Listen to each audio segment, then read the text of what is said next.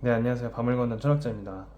어, 사실 이 영상을 다시 인사를 드렸지만 바로 영상을 방금 전에 찍은 거를 이어서 동시에 그냥 바로 찍는 건데 미리 영상을 조금 찍어 놓고 업로드는 내일 아침에 올릴까 지금 계획 중인데 한번 바로 찍어 보도록 하겠습니다. 방금 전에 이제 앞으로 올라갈 전 영상은 경인일주와 신묘일주가 될 거예요.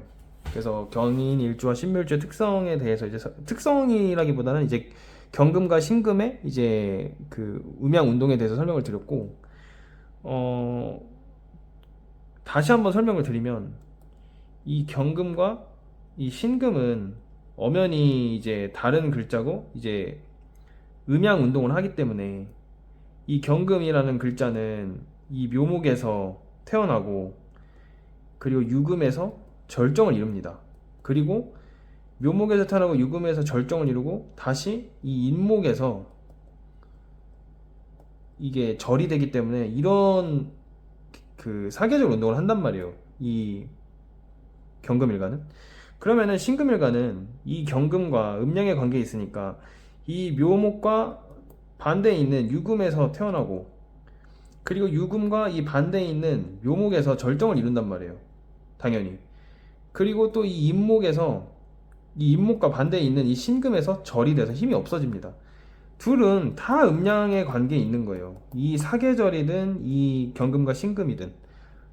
그러니까 오행만 항상 오행적으로 접근할 게 아니라 이 사계절 운동도 같이 오행 이제 그 구별을 해야 된다는 거예요. 음양으로. 이거에 대해서 이제 바로 전 영상에서 설명을 드린 거고 지금 이제 찍을 영상은 이제 임신일주와 이 개유일주에 대해서 제가 영상을 한번 찍어보도록 하겠습니다. 글씨가 좀 잘 안 써지네 오늘. 이 두 일주에 대해서 한번 설명을 드릴게요. 자, 이 임신일주와 개유일주의 공통점은 금생수 한다는 거예요. 금생수. 지금 기존 명리학에서 이제 말하는 게 이 금생수 위에서 아래로 이제 생하기 때문에 십성도 편인이다. 근데 제가 항상 방금 영상에서도 말씀드렸지만 이 맞지가 않는다 이런 거는. 왜냐? 임수와 개수는 엄연히 다른 운동을 하는 글자예요. 이것도 검정색이고 이것도 검정색이라고 해서 이 두 개를 수기운이라고 말하는 것 자체가 오행으로 접근한 거예요. 오행. 그럼 이렇게 되면은 문제가 굉장히 많아져요. 수생목을 하면은 어떤 수가 어떤 목을 생하는 건지, 금생수를 하면 어떤 금이 어떤 수를 생하는 건지 이런 구별이 안 되잖아요. 구별. 그러면 사주 명리를 해석을 할 때 분명히 오류가 발생할 수밖에 없는 거예요. 그렇기 때문에 임신 일주도 편인이고 이 개유 일주도 편인이다. 이게 말이 안 되는 거죠, 사실. 이게 제가 앞선 영상에도 말씀을 드렸지만 이게 이렇게 지금 생을 하기 때문에 편인이라고 하는 건데 이건 아니죠. 항상 천간과 지지는 구별을 해야 되고 천간은 오행 운동을, 지지는 사계절 운동을 한다. 이거를 항상 머릿속에 계속 반복을 하면서 생각을 해야 돼요. 왜냐면 저희는 너무 이제 기존의 명리학이 너무 오행적 사고로 이제 배우고 저희가 배우고 가리키다 보니까 너무 익숙한 거예요. 그 사고가. 물이라는 거, 여러분 물이 항상 위에서 아래로만 흐르는 게 아니에요. 저도 물이 위에서 아래로만 흐르는 줄 알았거든요. 근데 저희가 가만히 생각해 보면은 이마에 맺히는 땀방울이나 땀이나 이제 그 빈 병이나 그런 거에 맺히는 물방울들, 유리병에 맺히는 물방울들이나 아니면 여름에 철로에 이렇게 기찻길에 이렇게 아지랑이 있죠. 이런 게 다 개수예요, 개수. 그러니까 저희가 이제 명리학에서 배우는 수기운이 개수가 아니라 전부 임수를 말하는 거였던 거예요, 임수. 그러니까 이게 이렇게 생각하시면 쉬워요. 저희가 이제 목이나 목화토금수라고 배우는 것들은 전부 다 양의 글자들을 배운 거예요, 저희는. 왜냐면 음양을 구별을 안 하니까. 말로는 음양오행, 음양운동 이러지만 결국에는 양의 글자들만 배운 거예요. 양의 글자들 위주로. 그러니까 음이 맞지가 않는 거예요. 보시면은 이 임신일주도 이거 지금 편인장생이라고 하잖아요.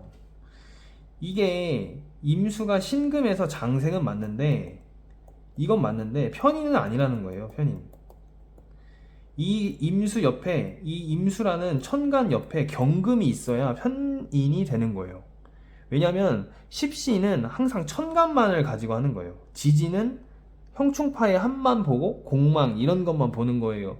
그 천간이 이제 십신을 보는 거고. 그렇기 때문에 임신일주가 편인 장생이 아니라 장생이다. 그냥 임수라는 일간이 신금이라는 계절에 위치한 거다. 이렇게 보면 되는 거예요. 그럼 계유는 뭐냐? 계유도 마찬가지예요. 계유일주도 이게 편인이 아니라 이 유금이라는 계절에 위치한 거예요. 그러니까 당연히 임수와 계수가 다른데 이게 똑같이 금생수 할 리가 없잖아요. 기본적으로. 위아래가 똑같은, 위에는 검정색, 위에는 하얀색이라고 해서 이게 금기운, 수기운 이렇게 해석하는 게 아니라는 거죠. 이렇게 해석하는 것 자체가 오행적 접근인 거예요. 그러면은 똑같아요. 앞선 영상과 똑같이 임수와 계수는 먼저 어떤 운동을 하는지를 알아야 돼요. 임수는, 이 친구는 굉장히 응축을 하고 매우 조용하고 실속을 챙기는 친구예요. 실속. 이 친구는. 임수는 병화와 완전 반대에 있는 글자예요. 양의 대장이라고 하면은 병화를 얘기하는 거고, 음의 대장이라고 하면은 임수를 얘기하는 거예요. 그러니까 병화와 완전 반대 방향에 있는 글자다 보니까 병화 같은 경우에는 실속을 차리고 화려하고 폼나고 가오가 있어야 돼요. 본인이 대장을 하고 싶고 어딜 가나 우두머리를 하고 싶은 성향이 굉장히 강합니다. 병화 같은 경우에는. 근데 임수는 그 반대예요. 우두머리나 리더보다는 참모가 어울리고요. 그리고 응축을 하고 조용하고 싶고 매우 압축을 하는 스타일이에요. 그래서 몸을 쓰는 일이나 사실 아까 실외에서 바깥에서 이렇게 거친 그런 일들은 어울리지가 않는 글자라는 거예요. 임수라는 건. 개수는 뭐죠? 개수는 저희가 음 중에 음이라고 배우죠. 이게 아까 영상에 이제 먼저 올라갈 그 영상에도 말씀을 드렸지만 이 신금과 개수는 좀 특이해요. 이 친구들은. 음의 영역인데 음의 영역이기 때문에 운동 자체는 안으로 들어가요. 개수나 신금이나.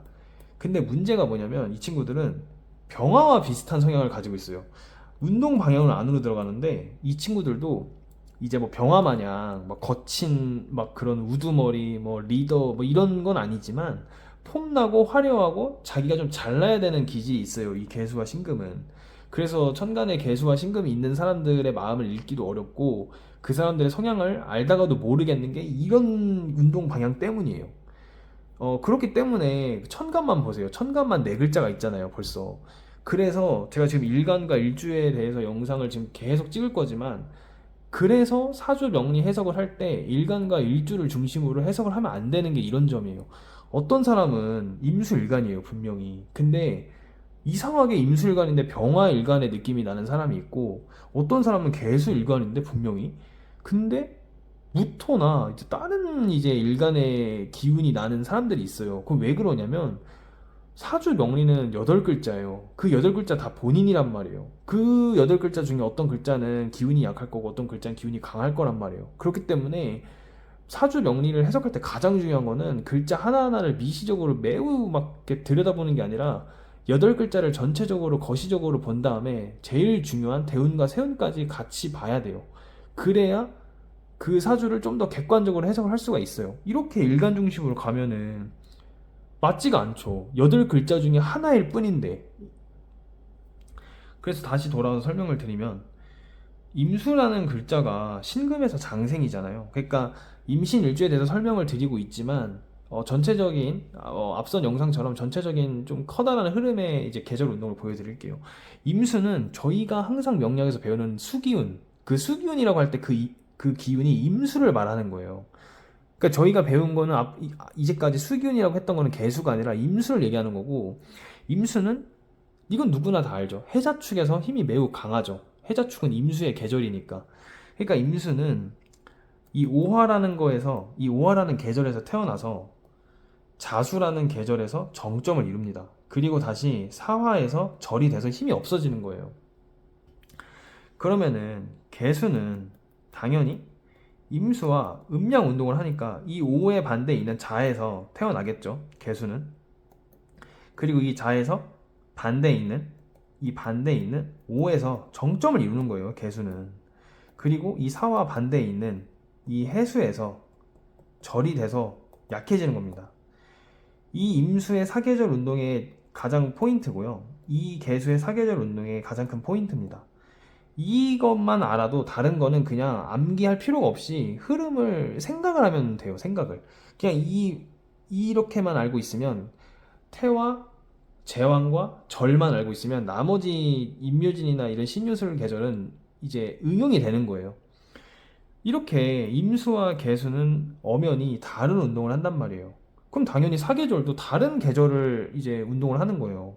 임수가 해자 축에서 강한데 임수와 반대 방향의 운동을 하는 개수가 어떻게 해자 축에서 같이 강해질 수 있냐는 거죠. 말이 안 되는 거예요. 방금 일주도 마찬가지예요. 임신 일주와 개유 일주가 같을 수가 없는 거예요. 편인일 수가 없는 거예요. 똑같이. 말이 안 되잖아요.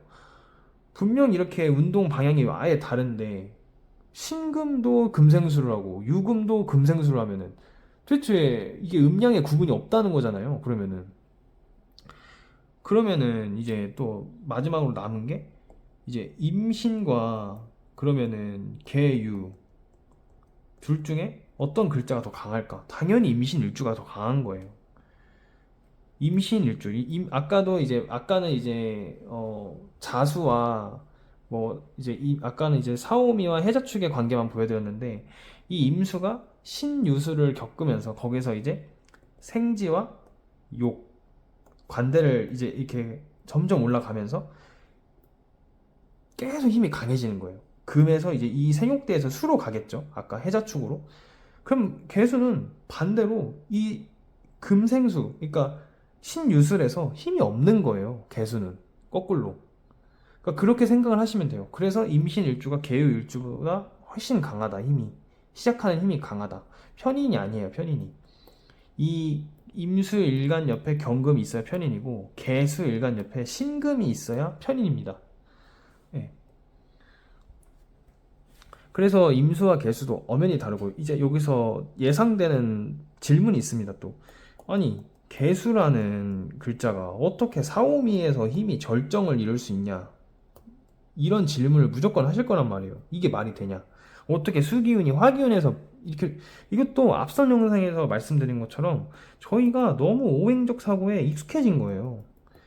말씀을 드렸지만 수는 진짜 뭐 바다, 뭐 물 이게 아니에요. 그냥 그 임수라는 글자, 임수라는 그런 오행의 글자를 설명하기 위해서 형상화한 예시일 뿐이에요. 그거를 가장 적절한 예시가 바다라고 생각을 해서 바다라고 한 거지. 그게 뭐 바다가 진짜 임수고 개수가 진짜 뭐 비고 시냇물이고 그게 아니란 말이에요. 그러니까 저희는 항상 너무 이 오행적 사고에 익숙해져 있어서 이상한 거예요. 어떻게 개수가 이 여름에 강할 수가 있고 어떻게 아까 영상에서 찍었던 신금이 봄에서 강할 수가 있냐. 근데 저희가 조금만 생각해보면 제가 설명 한번 옛날에도 드렸지만 가을 이제 봄에 보시면은 그러니까 아니 열매 안에 씨앗이 있어요. 이 씨앗은 눈에 안 보인단 말이에요. 그러니까 이게 적절한 예시일지 모르겠는데 이 열매를 간목이라고 생각하면은 씨앗은 신금이 되는 거잖아요. 이 간목과 신금은 같은 운동을 하니까. 근데 이 신금은 항상 눈에 안 보인단 말이에요. 그러니까 명리학이 지금 양 중심의 사주 명리를 지금 해석을 하고 있는 거예요. 양 중심으로. 그리고 방금 설명드렸던 이 개수 같은 경우에도 아까도 말씀을 드렸지만 한 여름에 기찻길 선로에 뜨거운 그 아지랑이 그게 다 개수인 거예요. 그래서 뭐 예를 들면은 제가 일전에도 설명을 드렸지만 임자일주가 있고 이렇게 축이 있고 이렇게 축월에 태어난 임자일주가 있어요. 뭐 예를 들면 그리고 뭐 해년에 태어났고 뭐 여기 정축이 있다고 했을 때 기존 이 시간을 비워놓을게요. 기존 명리학은 이 굉장히 강한 수기운으로 인해서 이 화가 꺼진다. 이게 정제잖아요. 그러니까 넌 돈과 연관이 없고 아버지가 아프고 아버지와 인연이 없고 뭐 장사하면 안 된다. 뭐 이런 식으로 해석을 한단 말이에요. 기존의 명리학은. 이게 다 오행적 접근인 거예요. 제 영상을 보신 분은 알겠지만 이 정화는 이 해자축에서 힘이 매우 강합니다. 이런 설명이 다 오행적 접근인 거예요. 이런 오류가 굉장히 지금 많다는 거예요. 심지어 지금 대운과 세운을 보지 않고 해석을 하고 있다는 거예요. 심지어 그것도. 그래서 항상 천간은 천간끼리, 지지는 지지끼리. 이렇게 구별을 해야 돼요, 구별. 위에는 오행 운동을 하고 밑에는 사계절 운동을 한다. 각각의 글자들이 각각의 사계절에 따라서 그 음양 운동을 반복하는 거예요. 그거를 계속 인지를 하고 있어야 사주 명리를 해석할 때 객관적으로 해석을 할 수 있다고 생각을 해요, 저는. 네. 오늘도 이제 임신 일주와 개유 일주에 대해서 설명을 드렸는데 다음에도 이제 일주 설명을 드릴 때 오늘 했던 내용을 조금 복습을 하고 다음 일주도 설명을 드리도록 하겠습니다. 예, 지금까지 밤을 걷는 철학자였습니다. 감사합니다.